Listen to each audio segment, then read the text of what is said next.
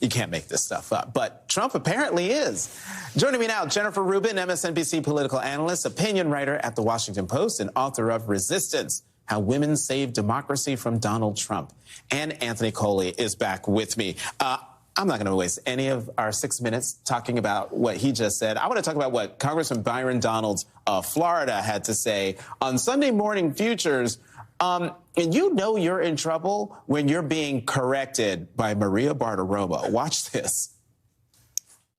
You could tell that Joe Biden comes in, he's jacked up, and then as the hour goes by, he slowly winds down. So the American people need to understand if they're giving him some injection so that he can actually look like he's coherent and he's with us, because the other parts of the time he's not. Well, I just want to say, look, these are obviously very serious charges that he's jacked up. We don't know. We're not doctors. We have no idea. Jennifer, come on.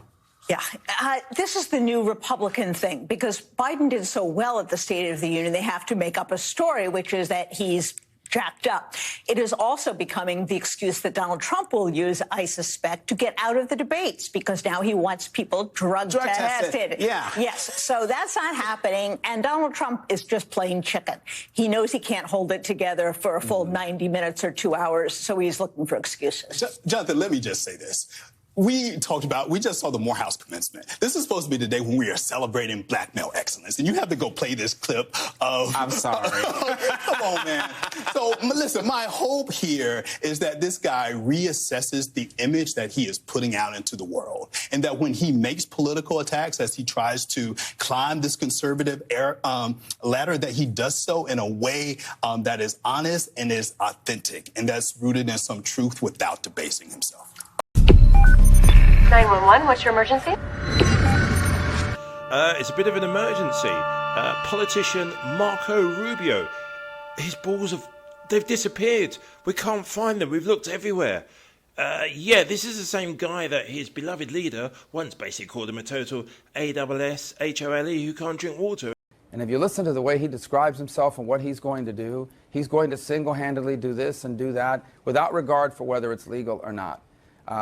Look, I think people are going to have to make up their mind. I can tell you this, no matter what happens in this election, for years to come, there are many people on the right, in the media, and voters at large that are going to be having to explain and justify how they fell into this trap of supporting Donald Trump, because this is not going to end well one way or the other. There is no way we are going to allow a con artist to take over the conservative movement, and Donald Trump is a con artist. And now he's on all fours. And yeah, his balls have gone, we don't know where. Help, Marco! Immigration. If re-elected, Donald Trump has said he's willing to build migrant detention camps and deploy the U.S. military to deport the more than 11 million undocumented immigrants in this country. It would be the largest deportation operation in American history. Do you support that plan?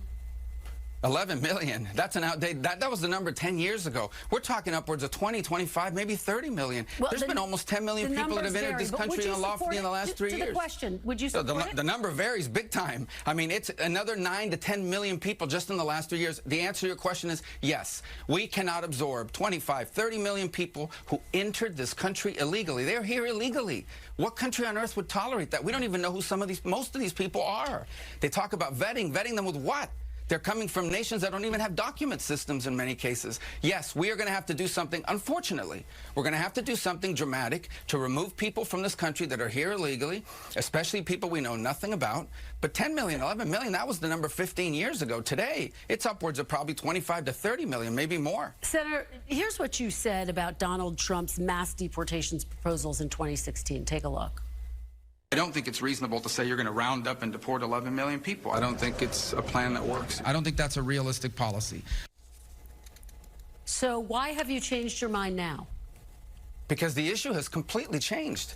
When I said that, and back in 2013, when I was involved in immigration reform, we had 11, 12 million people that had been here for longer than a decade.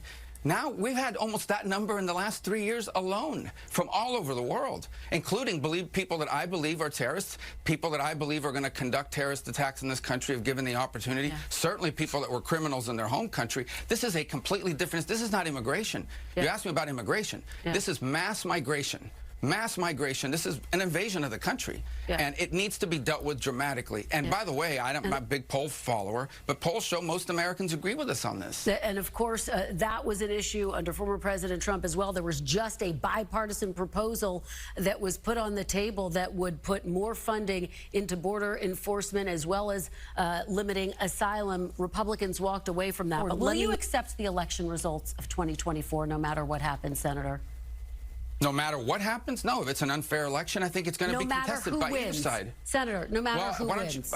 I think you're asking the wrong person. The Democrats are the ones that have opposed every Republican victory since 2000. Every single one. It's Hillary Clinton. No Democrat has refused to concede. Hillary Clinton conceded. Senator, will you accept the election results? Hillary Clinton said the election was stolen from her and that Trump was illegitimate. Kamala Harris agreed. Senator, we have Democrats now. Senator, she conceded the election. She said that Trump was illegitimate. She said that the election had been stolen. Kamala Harris agreed. By the way, there are Democrats serving in Congress today who in 2004 voted not to certify the Ohio electors because they said those machines had been tampered with. And you have Democrats now saying they won't certify 2024 because Trump is an insurrectionist and ineligible to hold office. So you need to ask them. I think you've had have you ever asked the Democrat this question on your show? I bet you've never asked the Democrat that question. Senator, you voted to certify the 2020 election, and here is what you said on that day that you voted to certify the 2020 election. Yeah. Democracy is held together by people's confidence in the election and their willingness to abide by its results. So by your own definition, are Donald Trump's claims undermining Americans' confidence in democracy, given that he has not conceded the last election, and he just said in recent days twice that he won Minnesota, Senator? I think what undermines people's confidence in the election is when you have places like Wisconsin with over 500 illegal drop box locations, when you have places like Georgia where liberal groups are paying people $10 per vote. No, but listen, what undermines elections is when NBC News and every major news outlet in America in 2020 censored the Biden laptop story, which turned out to be true, not Russian misinformation, unprecedented. Only you couldn't even talk about it on social media. They would deplatform you. People look at all this. They look at what happened in Arizona, 200,000 ballots that had the signatures didn't match. People will lose confidence, and it opens the door to this. I have to jump in here. Senator, you voted to certify the election, and because at that stage in the process, you have no options. Senator, you voted to certify the election. Nothing has been censored on this program. Hillary Clinton. Did you guys? Nation in the history of the world.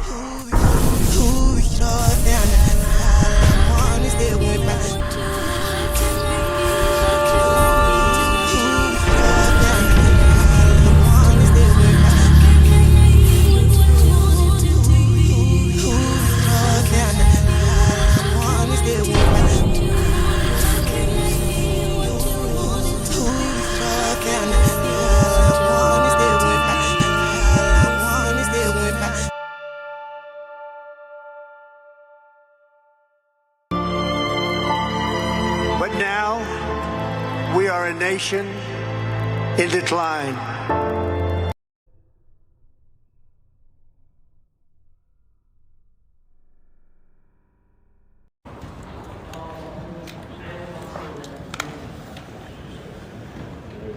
Bipartisan cooperation and a string of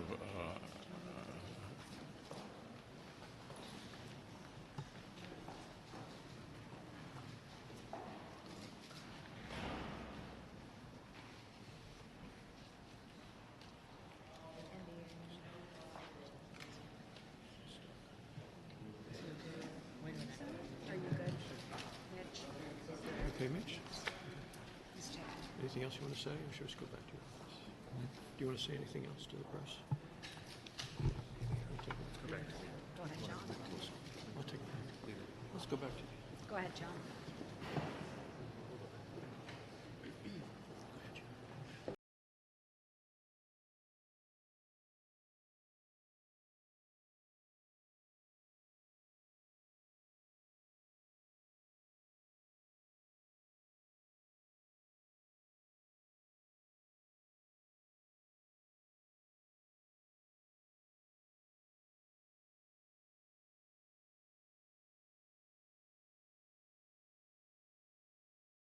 what are my thoughts about what? Running for re-election in 2026. That's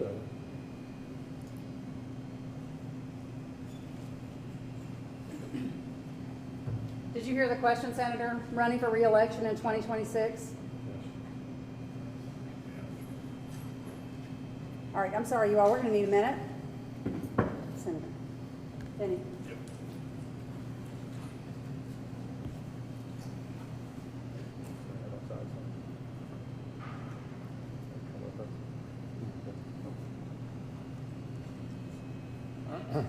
Okay. Somebody else have a question? Please speak up.